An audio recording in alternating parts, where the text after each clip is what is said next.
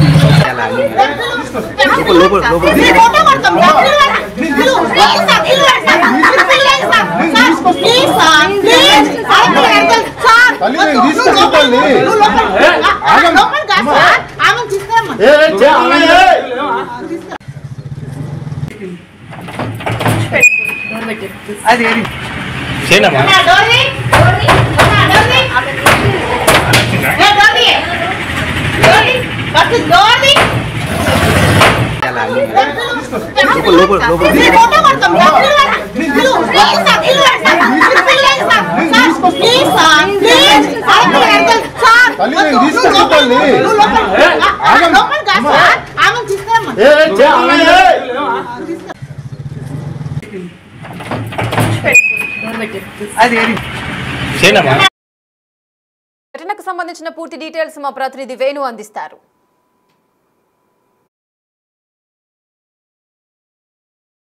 వదిలేసి మోసం చేశారంటూ ఓ గృహిణి వరంగల్కి వచ్చింది. తన భర్త వద్దకు వెళ్ళి తన ప్రశ్నించే ప్రయత్నం చేయగా తనకు తెలియకుండా రెండో వివాహం చేసుకున్నటువంటి ఒక విషయం తెలుసుకొని ప్రస్తుతం న్యాయం కోసం ఎదురు చూస్తుంది. ఆ బాధిత మహిళ జ్యోతిరెడ్డి మనతో ఉన్నారు.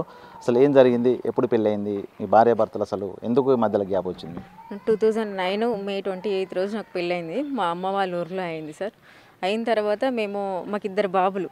పెద్ద బాబు 14 years అక్కుల్ రెడ్డి, చిన్న బాబు 11 years.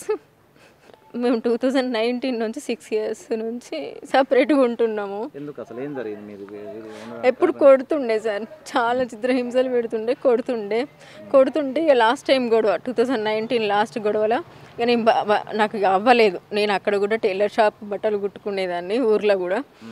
ఆ ఇన్ఫర్మేషన్ మా వాళ్ళకి ఇద్దామని నా దగ్గర ఫోన్ లేదు. బట్టలు కుట్టుకునేదాన్ని లైనింగ్ క్లాత్ మీద నేను నెంబర్ రాసి ఒక ఆమెకు మా వాళ్ళకి ఇన్ఫర్మేషన్ పాస్ చేయమని చెప్పి పంపించిన. మీ బిడ్డకి ఇట్లా పరిస్థితి ఉందంటే మా అన్నయ్యలు ఇమీడియట్గా వచ్చి నన్ను తీసుకొని వచ్చారు. మేము పంచాయతీ చేసినాక పంపిస్తామని తీసుకొని వచ్చారు.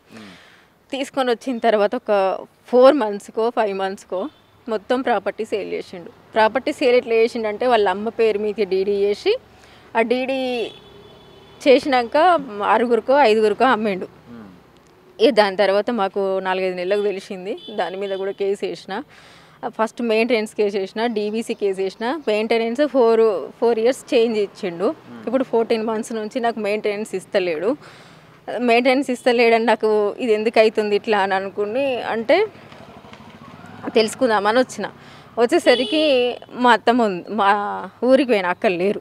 అక్కడ లేకపోతే ఇట్లా సోమిడిలో ఉంటాడు అని ఇన్ఫర్మేషన్ వచ్చింది.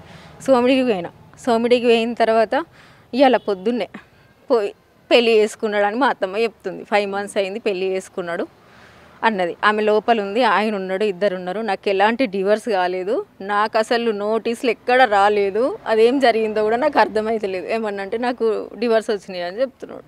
అసలు మరి ఈ 4 సంవత్సరాలు మీకు మెయింటెనెన్స్ ఇచ్చిండు, ఆ తర్వాత డైవర్స్ కేసు నడుస్తుంది. అసలు ఈ విషయం తెలుసా, డైవర్స్ కేసు నడుస్తుందని విషయం? డివర్స్ కేసు నడుస్తుందని నాకు తెలియదు అసలు. అది ఎక్కడ ఉండదు అనేది కూడా తెలియదు. ఈరోజు మీ మీడియా సాయంతోనే అది ఏంది అనేది అర్థమైంది. అసలు ఏంటి ఏం చెప్తారు? మాట్లాడండి మీ అత్త కానీ మీ హస్బెండ్ కానీ మాట్లాడిరా? ఏం చెప్తారు వాళ్ళు మీతో? నన్ను ఫస్ట్ ఇంట్లోకి రానియలే, డోర్లు వేసేసి అస్సలు రానియలేదు. 100కి కాల్ చేసిన తర్వాత పోలీసులు వచ్చిన తర్వాత డోర్ తీసిరు. డోర్ తీసే వరకు ఇప్పుడు మ్యారేజ్ చేసుకున్నాడు కదా, 5 months అయిందని చెప్పింది మా అత్తమ్మని. ఆమె కనిపించింది అందులో, ఆయన కనిపించిండు. అప్పుడు తెలిసింది నాకు పెళ్ళి అయిందని. అసలు మీ భర్త మెయింటెనెన్స్ చేయనప్పుడు మెయింటెనెన్స్ డిగ్రీ వచ్చింది కదా, మళ్ళీ కోర్టుకు వెళ్ళలేదా? అసలు తను ఏం చేస్తున్నావు మీకు తెలియదా? రియల్ ఎస్టేట్ చేస్తుండని తెలుసు. మెయింటెనెన్స్ ఇవ్వనప్పుడు నేను ఏం చేసిన అంటే ఆయన ఏం వేసుకున్నాడు, మెయింటెనెన్స్కు నాకు ఇవ్వడానికి వెళ్తలేదు, నేను ఇవ్వలేని పరిస్థితులు ఉన్నాను పిటిషన్ వేసుకున్నాడు. దానికి మా లాయర్ కౌంటర్ వేసి ఇప్పుడు హైకోర్టులో ఓపెన్ చేయించిన సార్. హైకోర్టు నుంచి నోటీసులు పంపిస్తే 2 సార్లు రిటర్న్ వచ్చినాయి. మొన్న పేపర్ స్టేట్మెంట్ కూడా ఇచ్చినాం. ఇంకా అది అక్కడనే ఉంది బెంచ్ మీద. ఇంకా మొన్ననే లాస్ట్ మంత్ ఇంకా నాకు అవి నెంబరింగ్ ఏదో రావాలంటారు, ఇంకా అది రాలేదు. పిల్లలు ఏం చదువుతున్నారు?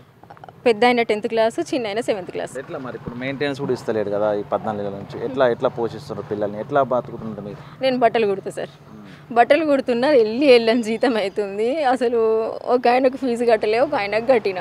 పెద్ద అయిన 10th class డిస్టర్బ్ అవ్వద్దని పెద్ద అయినా కట్టిన, చిన్న ఆయనకి ఇంకా కట్టలేదు. ఈ పరిస్థితుల్లో ఇటు తిరుగుడు అటు తిరుగుడు నా వల్ల అవుతలేదు. అసలు నా పిల్లలకు న్యాయం జరగాలి. మరి ఏమన్నా స్టేషన్లలో ఏమన్నా పిటిషన్ ఇచ్చారా మళ్ళీ ఇట్లా జరిగిన విషయం, రెండో పెళ్ళి? అసలు ఏం చేయబోతున్నారు నెక్స్ట్? మళ్ళీ ఈరోజు ఇచ్చిన పిటిషన్, నాకు ఇలాంటిది ఏం తెలియదు, అసలు డివర్స్ అయింది తెలియదు, నాకు ఏ నోటీస్ రాలేదు. ఎండ్ల సంతకం పెట్టలేదు సార్. ఫస్ట్ నేను ఎండ్ల సంతకం పెట్టలేదు, ఎట్లయితుంది, నా పిల్లలకి ఏం న్యాయం చేస్తారని చెప్పి నేను పిటిషన్ ఇచ్చిన. అయితే మొత్తానికి మీరు మెయింటెనెన్స్ కేసు జరిగిన తర్వాత దానికి కౌంటర్గా ఆయన 6 ఇచ్చింది కదా, మేము ఇవ్వలేమని చెప్పేసి.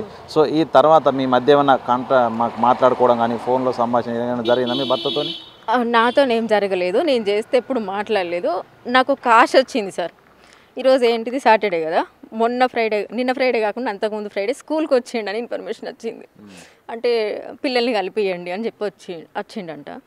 వచ్చిన తర్వాత టీచర్లు ఎగ్జామ్ రాస్తారు, పిల్లలు కొంతసేపు ఉండండి సార్ అని అన్నారట. పిల్లలకి ఇందుకు వచ్చే వరకు లేడట. నేను అనుకున్నా, నాకు ఒక ఆశ వచ్చింది, అరే పిల్లల మీద ఇంట్రెస్ట్ వచ్చింది 2 రోజుల తర్వాత అని ఆశ వచ్చింది. నేను మళ్ళీ స్కూల్ నుంచి పిల్లలు ఇంటికి వచ్చినాక 5:30కు డాడీకి ఫోన్ చేయరిందో వచ్చిండట. అంటే మా పెద్ద బాబు చేసిన తర్వాత ఏమైంది డాడీ వచ్చినామంటే కలవకుండా పోయినావు అని అంటే, నాకు పని ఉంది నేను వెళ్ళినా అని అన్నాడు. అంతే. ఇక నాకు ఆ రోజు ఆశ ఇట్లా అయింది అన్నట్టు, మారుతుండేవో, ఇన్ని రోజులు అయింది కదా, ఇన్ని రోజులు పిల్లల్ని అసలు చూస్తా అనలేదు, మాట్లాడుతా అనలేదు. నాకు బాగా ఆశలు వచ్చినాయి. ఆశలు వచ్చిన తర్వాత ఇప్పుడు ఈరోజు గంగపాలైంది. అసలు ఎన్నేళ్ళ నుంచి దూరంగా ఉన్నాడు పిల్లలకు కానీ మీకు కానీ మీ భర్త? 6 సంవత్సరాలు. పిల్లలతో కూడా మాట్లాడలేదు ఈ మధ్య లోపల? ఒక 2 years బ్యాక్ ఒకసారి నేనే మాట్లాడించిన. ఈ 2023లో పంచాయతీ అయింది. పంచాయతీ అయినప్పుడు నాకు పిల్లలకు న్యాయం చేయరు అని చెప్పిన, చేస్తానన్నాడు. మళ్ళీ తర్వాత మా తరపున పెద్ద మనుషులు ఫోన్ చేస్తే లిఫ్ట్ చేయలే.